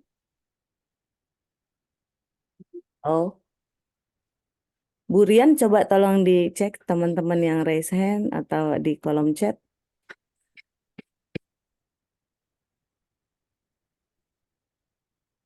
Chatnya kelas ya Bu Nina? Bisa sih Pak. Enggak. Bisa. Coba saya buka lagi ya. Coba tadi mungkin itu tuh Pak Dian.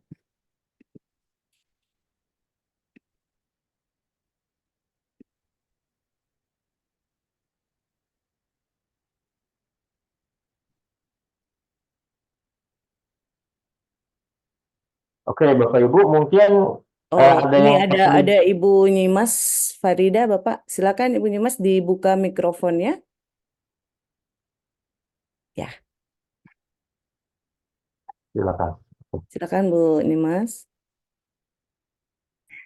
Assalamualaikum warahmatullahi wabarakatuh. Waalaikumsalam warahmatullahi wabarakatuh. Terima kasih banyak. Materinya sangat menarik sekali, yaitu tentang tindak lanjut dalam pembuatan asesmen formatif ya. Tadi benar bahwa asesmen formatif itu dilakukan saat pembelajaran ya Bapak. Seperti itu ya Pak.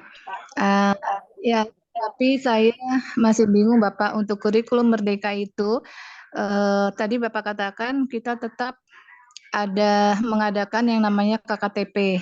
Seperti itu ya Pak. Nah, kemudian untuk siswa yang belum memenuhi KKTP tersebut harus dilakukan bimbingan. Seperti itu Pak ya. Nah, tapi kita tahu bahwa kurikulum Merdeka itu adalah tidak boleh memaksakan kepada anak Bapak. Bagaimana kalau anak yang sudah kita lakukan bimbingan, tapi dia tetap tidak bisa mencapai KKTP tersebut? Seperti itu ya Pak. Nah, itu kita udah berusaha melakukan, mungkin seperti yang Bapak jelaskan, melakukan tutor sebaya, kan mengubah bagaimana cara pembelajaran kita, tadi cara-cara lain ya, untuk supaya ada peningkatan dari anak tersebut. Apabila upaya yang sudah kita lakukan itu tetap tidak bisa mendapatkan dampak beberapa anak untuk mencapai nilai KKTP, apa yang harus kita lakukan? Apakah anak itu tetap harus kita kasih KKTP? Seperti itu kan ya. Nah, kalau menurut saya ya, apakah harus ada diwajibkan KKTP itu, sedangkan kita kan harus berdasarkan kemampuan anak gitu Bapak. Mungkin itu saja yang saya tanya, untuk, untuk mengambil keputusan dalam memberikan nilai anak nanti di akhir dalam pemberian nilai di rapot, seperti itu. Terima kasih Ibu dan Bapak. Assalamualaikum. Waalaikumsalam Bu Nyimas. Pak Dadi mungkin boleh langsung dijawab saja. Ya, baik Bu Nyimas, terima kasih atas pertanyaan ini, dia menjadi perhatian kita bersama Bapak Ibu ya. Jadi kriteria ketercapaian tujuan pembelajaran itu sebenarnya kan di kurikulum sebelum-sebelumnya sebenarnya ada Bapak Ibu. Karena untuk mencapai tujuan pembelajaran itu sebenarnya ada kriteria yang harus dilalui oleh anak. Contoh, misalnya Bu Nyimas mata pelajaran apa? Bu, misalnya, Bu? IPA kali Pak ya. IPA. Oke, baik. IPA. Misalnya IPA itu tujuan pembelajarannya kan di elemennya itu ada pemahaman, ada keterampilan ya. Misalnya yang paling sederhana apa Bapak Ibu? Coba Bu Nyimas tujuan pembelajaran salah satu deh. Apa misalnya tujuan pembelajaran kira-kira? Mungkin siswa dapat melakukan pengukuran Pengukuran? ya dengan Pengukuran apa? Dengan siswa dapat menggunakan melakukan pengukuran panjang dengan menggunakan micrometer scope gitu, cara membaca skala dengan termometer micrometer scope. Oke, baik. Artinya, ketika anak ingin mencapai tujuan pembelajaran tersebut, kan berarti harus ada kriteria yang harus dilalui. Pertama, dia memahami konsep tentang alat tersebut, gitu ya. Yang kedua, cara menggunakannya, gitu ya. Yang ketiga, apalagi, dan seterusnya apalagi. Maka kriteria itu penting yang harus dilalui oleh peserta didik. Dan bagaimana kriteria itu bisa dilalui dalam proses, setiap langkahnya. Maka ketika Bapak Ibu semua, mohon maaf, ingin menentukan ketercapaian minimalnya, tinggal nanti dari kriteria itu sampai di mana minimalnya. Misalnya dari 6 kita kepengen minimal 4 kriteria itu. Gitu ya Bapak Ibu. Nah, kriteria itu dasarnya bukan pemaksaan, tapi untuk mencapai tujuan pembelajaran, Bapak Ibu. Kompetensi, bukan materi, kompetensi. Maka secara otomatis kalau ada kriterianya 6, maka langkah pembelajarannya minimal ada 6 juga. Kira-kira begitu. Memulai dari memahami konsep tentang alat ukurnya tadi. Apa itu? Nah, cara memahaminya, akses informasinya melalui teks baca buku, lihat YouTube, dan sebagainya. Diujikan dengan langkah kedua, diberikan pertanyaan. Baru diterapkan. Bagaimana cara menggunakannya? Maka langkah kegiatannya menggunakan alat ukur tersebut. Dan seterusnya sampai dia bisa menyajikan hasil daripada pengukurannya. Clear Bapak Ibu. Maka nanti asesmen formatifnya juga rubrik yang mengikuti kriterianya. Gitu. Dan ini sebenarnya di kurikulum sebelumnya ada Bapak Ibu, sama. Untuk mencapai tujuan pembelajaran itu ada kriteria. Untuk mencapai KD ada tujuan. Untuk mencapai itu ada indikator pada saat kurikulum yang lalu. Sama sebenarnya. Sehingga Intinya adalah, dan asesmen formatif juga dari dulu sudah ada ya artinya. Cuman penekanan pada proses untuk sesuai dengan oh ya tadi Bu Nyimas. Jadi sekali lagi ketika kriteria tadi yang sudah kita tentukan tentunya dihubungkan dengan kebutuhan peserta didik Bapak Ibu. Ketika tadi misalnya mereka harus memahami alat ukurnya, dapat menjelaskan, maka konteksnya bagaimana dia bisa tadi mengakses informasinya. Kalau dia punyanya buku, ya nggak apa-apa buku. Kalau dia punyanya jaringan internet, nggak apa-apa. Itu sesuai dengan apa yang dimiliki oleh siswa. Ketika dia dengan alat ukurnya, kalau misalnya nggak punya, bagaimana tiruannya, apa yang dimiliki oleh mereka yang bisa dijadikan alternatif sesuai dengan kebutuhan bisa saja gitu. Jadi sekali lagi, semua bisa dilakukan. Yang terpenting, kata kuncinya adalah peran guru tadi. Fasilitasi. Bagaimana Bapak Ibu bisa memfasilitasi. Fasilitasi itu ada dua. Fasilitasi medianya, alat bahannya. Yang kedua, fasilitasi guidingnya. Perintahnya, itu penting. Perintahnya penting. Perintah itu nggak harus lisan. Bisa dalam bentuk LK. Gitu Bapak Ibu. Artinya, kalaupun nanti di dalam pembimbingan yang dimaksud itu adalah di dalam proses ketika anak yang lain sudah melakukan, kemudian ada satu anak berdasarkan rekaman ceklisan rubrik tadi masih ada yang belum melampaui, maka anak itulah yang diberikan pembimbingan supaya melampauinya sama dengan anak. Terus anak yang lain juga sama dan seterusnya gitu. Jadi eh, pembimbingan yang dimaksud bukan maunya guru, tapi berdasarkan kriteria yang belum dicapai di dalam prosesnya dan yang belum dicapai atau dilalui kriterianya oleh peserta didik. Kira-kira gitu bunyi Mas. Kalau memang masih belum tenang, ya memang apa yang bisa saya jelaskan seperti itu kira-kira. Baik, Bu Nyimas cukup? Mungkin Bapak Ibu ada lagi yang ingin ditanyakan? Ini banyak juga yang baru masuk karena ada yang terlempar. Silakan Bapak Ibu yang ingin bertanya lagi atau sudah cukup? Bu Rian masih, oh Bu Sumirat lagi nih Pak Dadi, penggemar setia. Silakan Silakan. Bu Sumirat dari SMP 119 dibuka mikrofonnya.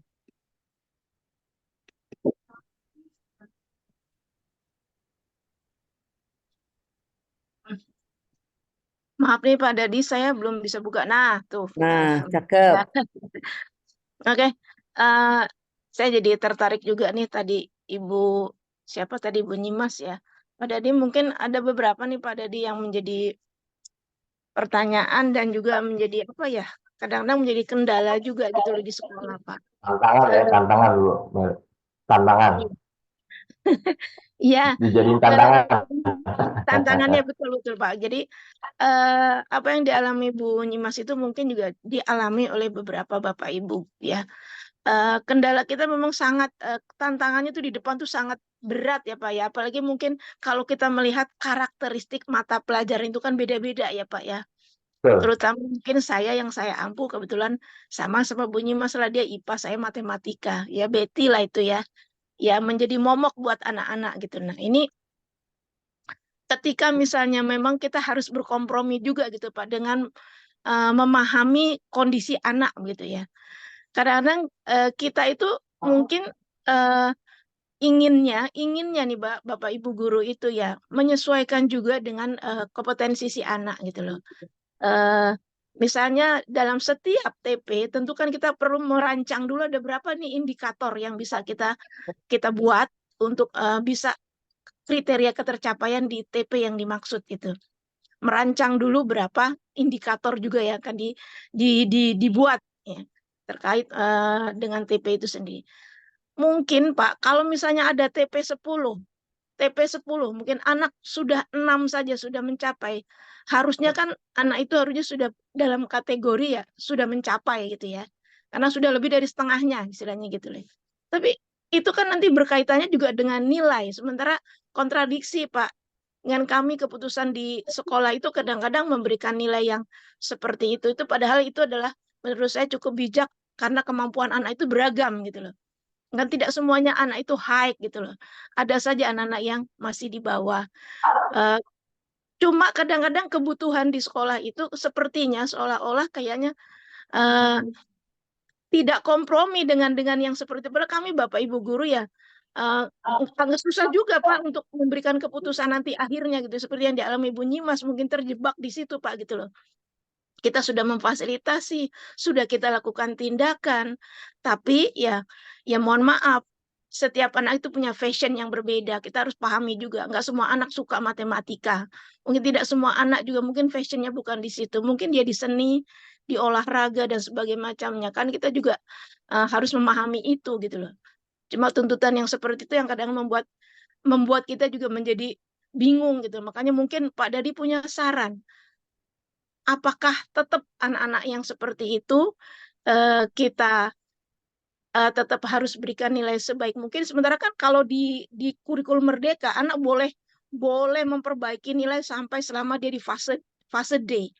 Itu apakah itu tidak menjadi kesempatan yang begitu besar buat anak itu untuk memperbaiki nilainya gitu loh. Kalau memang dia saat itu mungkin belum mencapai, berarti kan juga kita tidak perlu memaksakan gitu loh. Mungkin menurut pandangan Pak Dadi seperti apa? Terima kasih, Pak. Ya, terima kasih Bu. Ini langsung dijawab nih Bu Nina. Langsung aja Pak, langsung aja. Iya. Jadi sebenarnya sesuai dengan tantangan nyata di awal tadi ya, sesuai dengan 6 pertanyaan tadi Bu Sumirat. Ternyata dari jawaban teman-teman itu di antara kita masih banyak yang kesulitan merancang asesmen formatif dan kesulitan juga melakukan tindak lanjut. Artinya permasalahan utamanya adalah solusinya di asesmen formatif sebenarnya. Ketika ini rentetannya saya harus balik ke belakang lagi nih. Jadi dari kurikulum sebelum-sebelumnya problemnya sama Bapak Ibu. Pertanyaannya tadi, apakah kita memahami secara utuh CP? Itu dulu. Ya kan, di CP itu kan ada 2 unsur, kompetensi Ya, dan materi. Nah, tampilannya. apakah itu dipahami secara utuh? Itu yang pertama. Sehingga kalau kita sudah dipahami, maka pasti bisa merumuskan tujuan. Yang di dalamnya juga 2 unsur, kompetensi dan materi. Tapi lebih mengerucut secara Kompetensi. ya, kemudian untuk mencapai tujuan pembelajaran, mesti ada kriteria yang harus dilalui capaiannya untuk anak. Nah, permasalahannya adalah apakah kita paham tentang itu? Bisa jadi itu menjadi hambatan terlaksananya kegiatan kita dalam melaksanakan pembelajaran. Hanya mungkin faktor gara-gara kita tidak memahami secara utuh tentang KD dan tidak bisa membedahnya menjadi tujuan pembelajaran, apalagi sampai pada kriteria. Maka solusinya ada di asesmen formatif sebenarnya. Ketika tadi Bapak Ibu guru sudah memahami kriteria ya untuk mencapai tujuan, maka kriteria tadilah yang dipastikan di dalam prosesnya itu dilalui oleh anak. Nah, ketika ada yang belum dilalui, disitulah tugas pembimbingan.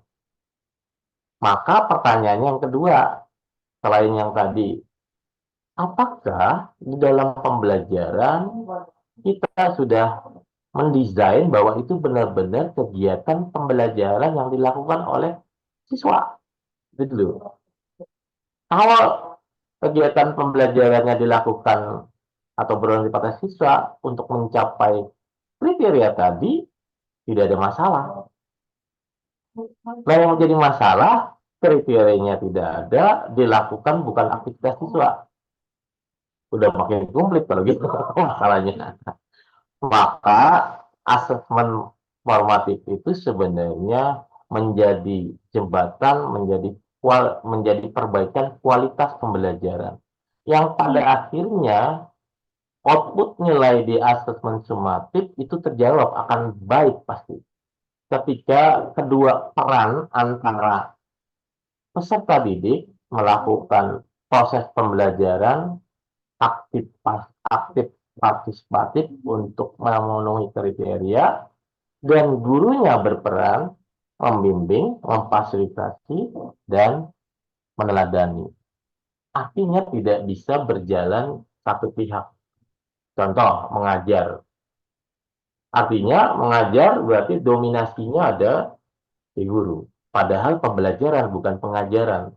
Yang namanya pembelajaran berarti interaksi peserta didik dengan sumber belajar untuk mencapai kriteria atau tujuan pembelajaran. Clear? Jadi solusinya ada di asesmen formatif. Tadi sudah kita buktikan asesmen formatif itu menjawab semua keresahan.